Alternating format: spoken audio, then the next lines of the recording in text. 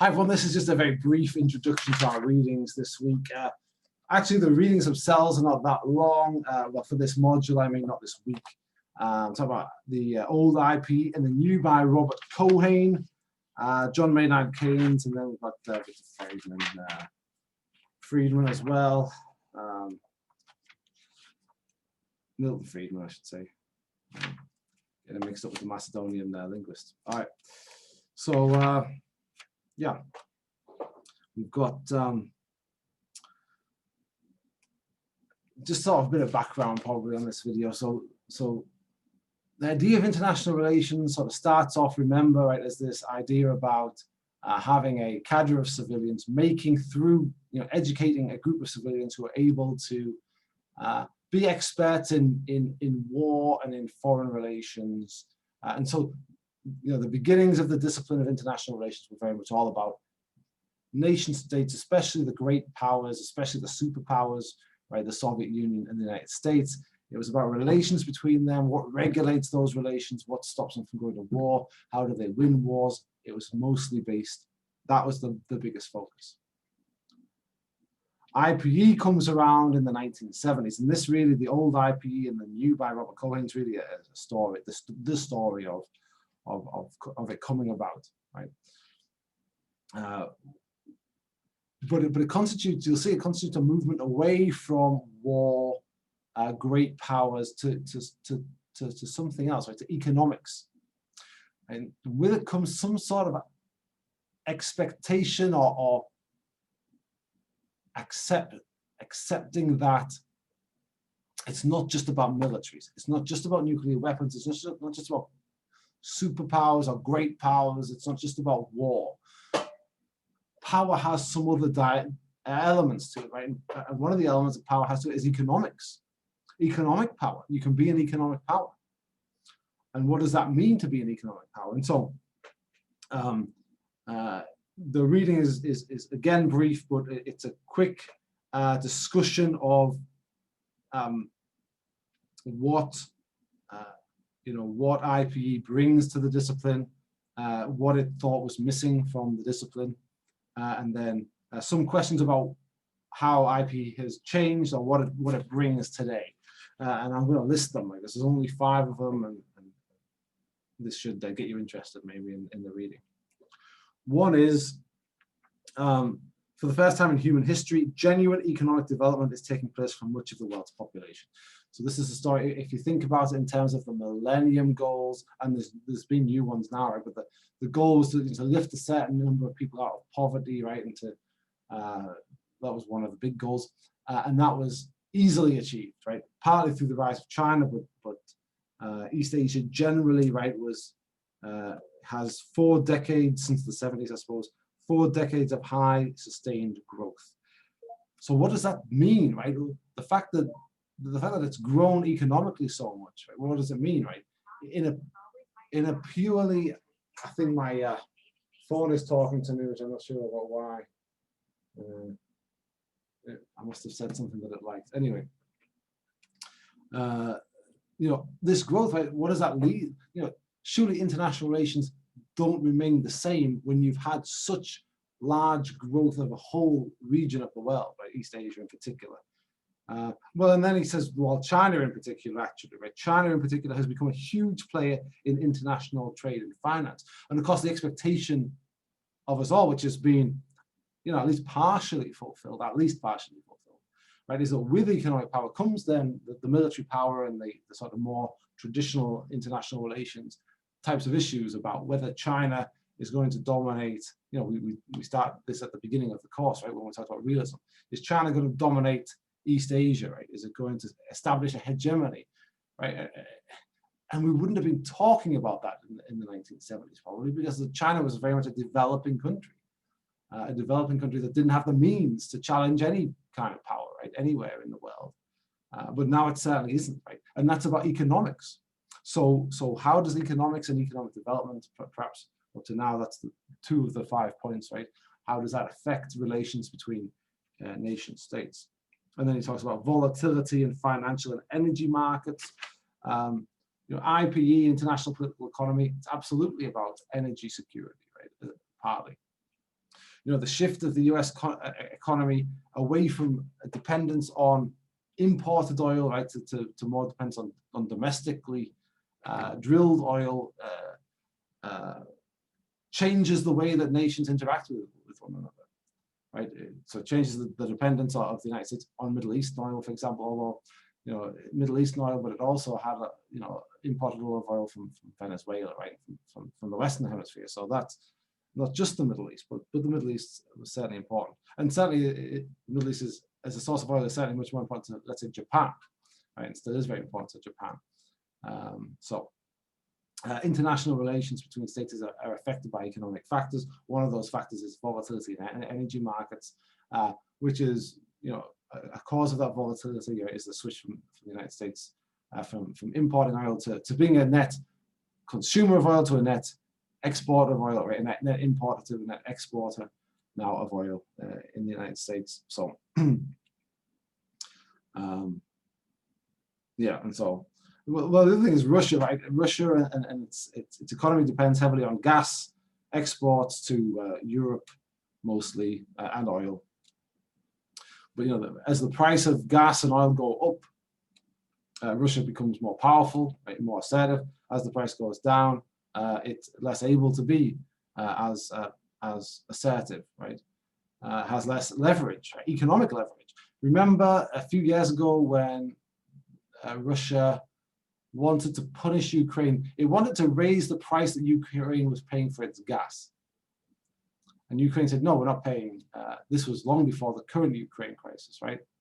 A few years before.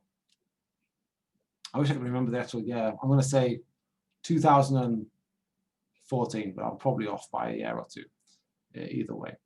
Anyway, so what it does is it's in the winter. It says to Ukraine, hey, you're not paying enough for our gas. And why is it doing that, right? It's doing that because Ukraine says, Ukraine, which is, of course, was part of the Soviet Union, right? And has been in the orbit of Moscow for a long time, right? For hundreds of years, if not longer, certainly many hundreds of years. Anyway, probably many hundreds of years is the right word. So Ukraine's in that orbit. Ukraine starts to make movements away from Russia, right, towards the West, towards the European Union, towards Germany, probably, right? Russia doesn't like it, so it says, okay, well, we were giving you preferential prices on your gas because we thought you were our friends, right? We're giving you mates rates, if you like. Now that you look like you're getting in more and more hanging out with the Germans, the Germans have not always been our friends, and so we're worried about that movement away from us and towards the Germans, and so you're not friends anymore, so you don't get the mates rates. We're going to put the price up. And the Ukraine says, well, do what you like. We're not paying anymore. And so the Russians do put the price up, and they but the Ukrainians refuse to pay, and so then refuse to pay any extra. And so then Russia says, right, well, we'll cut off your gas, right, which is the normal thing that would happen to you or me, right? If we decided that if they do, right, and you'll know this, they do this regularly, right? They put out prices for electricity, but if we said, well, we're not going to pay any more, then they would probably cut us off. And so that's what the Russians do. Now, the problem with that, right, is that the Germany, while being kind of a historically destabilizing force in Russian terms, in their neck of the wood in Eastern Europe, it's also Russia's biggest customer for gas, right? So it's the biggest economy in Europe and buys a lot of gas from Russia. The other countries in the United Kingdom is a big economy in Europe, but it has its own oil and gas. And it has partnerships with other countries as well, but it has its own oil and gas reserves in the North Sea. France uses a lot of nuclear power for its energy, but Germany is quite dependent on Russian gas.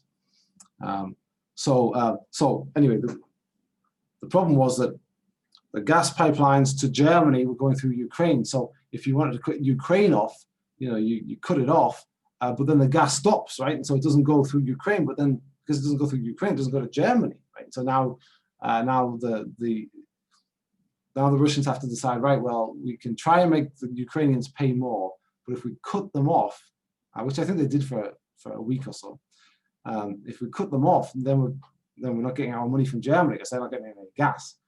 And so anyway, that's the point is economics and the economics of fuel in particular, right? But is it seriously affects relationship between states, and also the capacity of states to project their power, right? To project their power on the international system, project their will on the international system. Right? Russia, in the end, well, so try something else later, right? Try something else more recently, where it invades, or what does it do? Sponsors an invasion. I don't know. Unofficially sort of supports Eastern Ukrainian Russian separatists. Right, that's probably what the most official and the most neutral description of what they did. So that was like a second attempt, if you like, at stopping Ukraine moving towards the West. The first one was, let's cut off their gas, or let's make them pay more, and then they'll see, oh, we have to pay more for our gas. Let's maybe not go so far towards Germany. Let's come back towards Moscow so we can get the cheaper prices again, because we need fuel. So that's IPE. That's international political economy. That's to do with economic factors that are core and central to relations between nation states, to geopolitics. There. 4 truly global actors are now important in world politics. This is global corporations, NGOs such as Human Rights Watch, Oxfam, and Greenpeace are exemplary. Exemplary of this fact that it's not just states anymore. It's not just the states that matter. It's not just Russia or the Soviet Union and the United States. It's not just Britain, France, and Germany, Turkey, India, even. But it's Greenpeace now as well. It's Greenpeace, and it's Human Rights Watch, and it's Oxfam. Those are the 3 examples he gives. Global corporation, and it's Intel, right? And it's Microsoft, and it's ExxonMobil. Right? Those guys are as important as some, or more important, right, than some nation states. So if we're going to talk about international politics, yeah, sure, we talk about nation states, but let's not forget these other guys as well, right? ExxonMobil and those sorts of people. So that's that. The 5th one is electronic technologies have become the basis of global communications. So again, economic innovation in terms of the internet and well, think about banks, transactions going on online, like markets, financial markets, access to capital and things like that at the touch of a button is according to the IPE folks a game changer. So in the relations between states. So that's really what you're looking out for. That was more of a discussion than I intended, probably. There are 2 other readings as well. It's kind of a classical debate between Keynesians and sort of neoclassical economists about what sort of economic policies to follow. And you should read that in the context of sort of looking at trends across the international system of Keynesianism and neoclassical economics. All right, and so I'm going to go on for a little bit longer, I think. But think of sort of Reagan and Thatcher in the 80s instituting a new wave of neoclassical economics, which involved privatizations, financializations of public commodities, right? All the commodification of public goods, all those things that start in Britain and America with Thatcher and Reagan and move throughout the world, right? So, and that's also a part of, well, that was a rejection to some degree of Keynesian economics, right? Of demand side economics, and also of the stakeholder model of management of economic benefits and economic concerns through the 70s, right? And this shift towards private provision of public goods and all that. Okay, so, but the point of that, again, right, read Keynes and read Friedman, but remember that the point of that is, can we distinguish one of these trends or the other of these trends in the world today? How do these spread? If one country adopts one of these approaches and another country adopts a different approach, how does that affect the relationships that they have with each other and with the wider world, right? Also, how does it affect relationships with big banks, the HSBC, the Hong Kong Shanghai Banking Corporation. You know, how does it's, let me tell you, right? I mean, this is not the only way, right? It's been around for a long time, for over 100 years, and it's been a player, right? And now IPE sort of recognizes this sort of a player in the international system. But you know, Brexit, right? We'll talk more about ethno-nationalism next time, and sort of that I think Brexit is sort of indicative of the rise of this sort of nationalism, or just nationalism in general. But one of the, you know, part of the debate about Brexit, about should Britain come out of the regional organization, the European Union, should it exercise its right under the treaties to no longer follow those treaties, right? To legally come out and to unbind itself from these treaties, right? Which is an international relations kind of a question. Should it do that? And it's an economic question, right? But it's also maybe a political question, like a geopolitical question as well, like a geostrategic, military question as well. Right? But who gets to say, well, there's a referendum, but also HSBC, right? HSBC that's headquartered in London and brings a lot of money into the city of London through its financial services provision. Says, look, I think it was those guys said, look, if you do it, we're moving to Germany, right? I think that's what they said. Anyway, big banks were saying that. I'm saying HSBC said it, but you know, we're moving to Germany. We'll move our headquarters there. So, big financial institutions, they have a lot of clout in international affairs, and that's one example of them trying to exercise it. Ultimately, I suppose it fails in some ways, but the fact that they're a player at all suggests that, hey, let's not just focus on nations and states here, right? So this is IPE.